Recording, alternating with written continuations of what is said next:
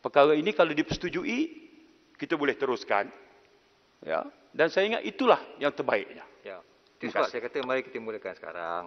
Selepas ni saya akan adakan perjumpaan tu. Tapi kita mesti ingat, kita ada hari itu hari lepas hari Khamis, hari Jumaat, Sabtu dan Ahad. Tak ada siapa pun kontak saya. Saya hari Ahad pun saya datang ofis. Kalau ada perkara yang berbangkit seperti ini, WhatsApp saya semua orang tahu. Boleh kontak saya anytime. Saya sanggup datang Ahad malam pun kalau nak meeting. Tapi tak ada siapa yang kontak. Tapi tiba-tiba pukul 11 perkara ini dibangkitkan. Tak apalah, itu yang lepas. Kita nak move on kalau speaker ada ungkit-ungkit itu tak move on lah. Let's move on. Speaker kena teruskan Perdana Menteri menjawab. Ya, masa 28 minit kita rugi. Yang Muhammad, dulu hari bajet pun sebab nanti timbul macam bakal mantan Menteri Kesihatan petikaikan DG. Tak bagus. Tapi tak apa. Itu Jangan buat fitnah. Saya tolonglah, saya nak cakap pula. Setengah jam dah semua yang berhormat dah cakap setengah jam, bagi saya cakap pula. Ya. So ini keluhan saya. Kita ada persetujuan, kemudian tak ada sesiapa pun yang kontak saya untuk membangkitkan perkara ini supaya kita boleh bincangkan perkara ini sebelum hari ini. Itu maksud saya.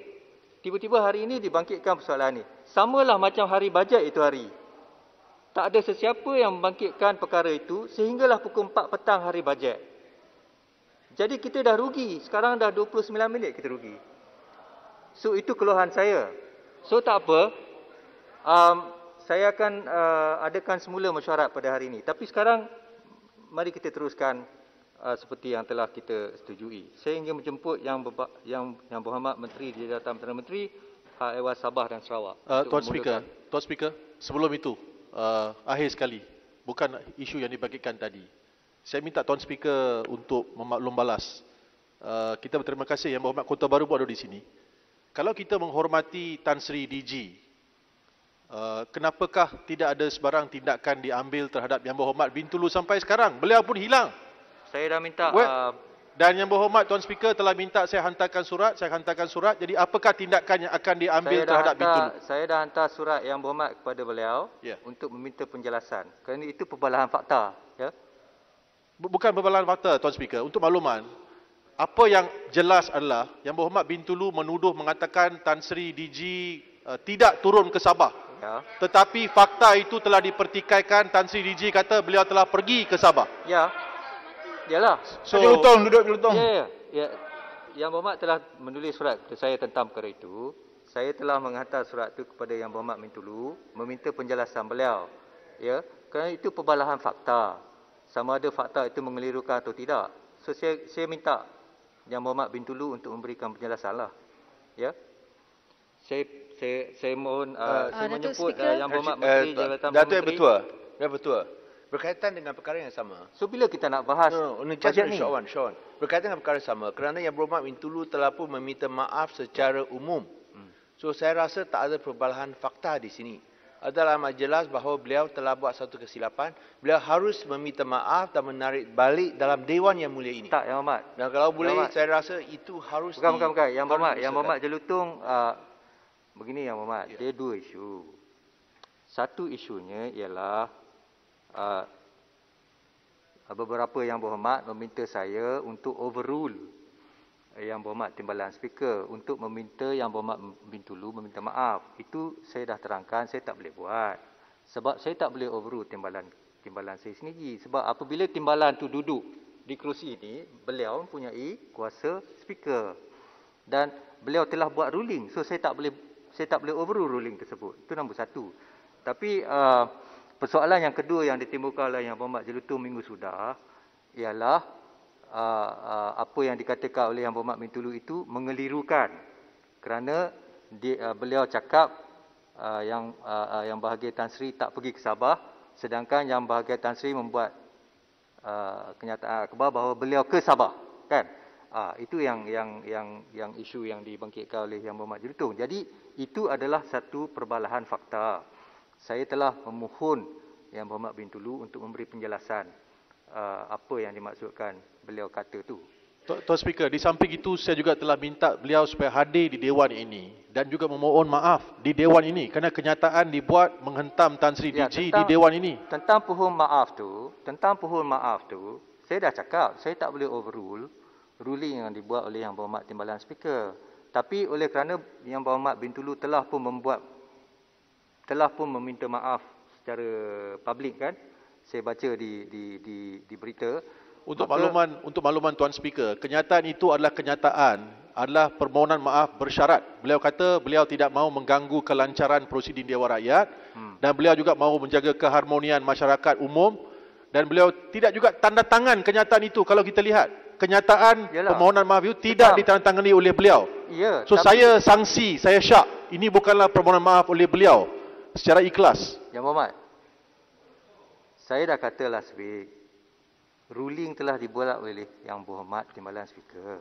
Speaker, beliau tidak membuat ruling untuk memerintahkan Yang Berhormat Bintulu untuk minta maaf. Speaker, saya tak boleh overrule. Speaker, batu belakang.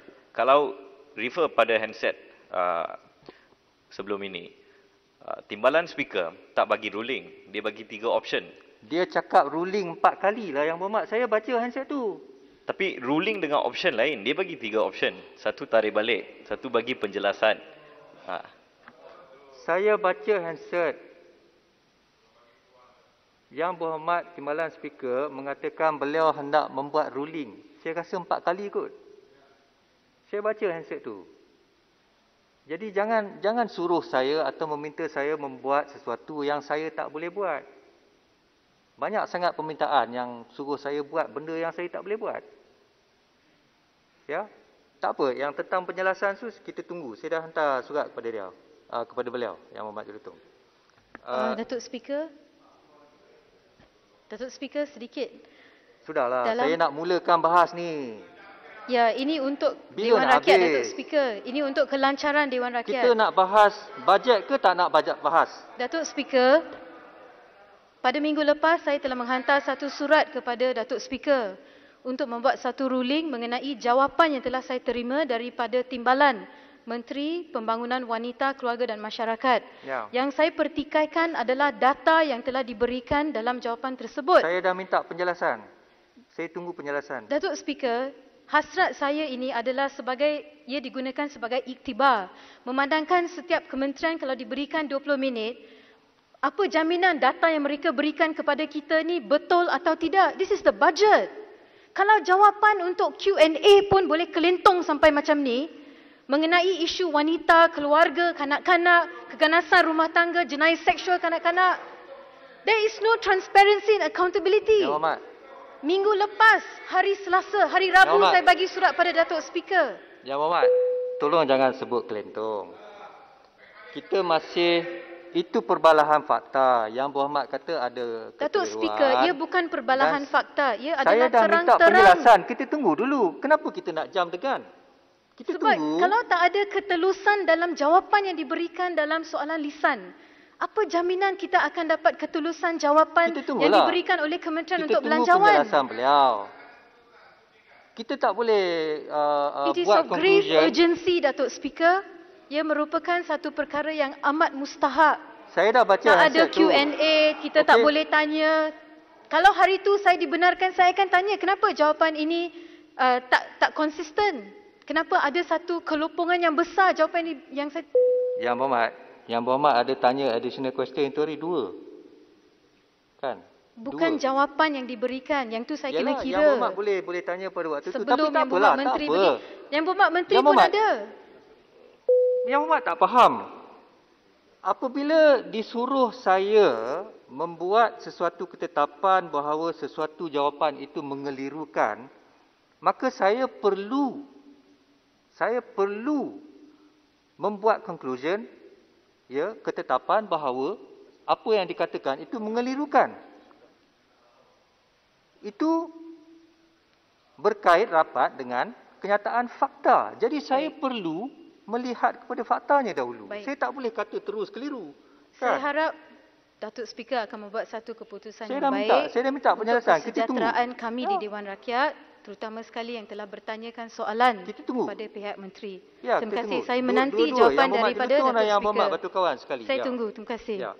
Silakan Yang Berhormat Menteri di Jabatan Perdana Menteri Hak Ehwal Sabah dan Sarawak.